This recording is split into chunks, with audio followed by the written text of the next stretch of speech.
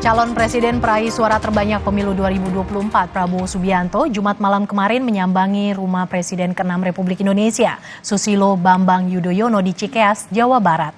Prabowo tiba bersama rombongan pukul 18:35 dengan mengendarai mobil Toyota Alphard berplat nomor Kementerian Pertahanan. Ditemui wartawan usai pertemuannya dengan SBY, Prabowo hanya menyebut kehadirannya ke Puri Cikeas tak membahas persoalan politik, tapi dalam rangka silaturahmi Lebaran. Lebaran, ya kan? Lebaran.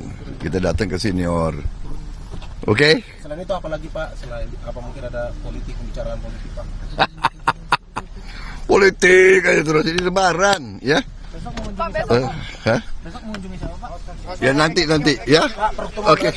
Terima kasih ya. Terima kasih Pak. Mundur.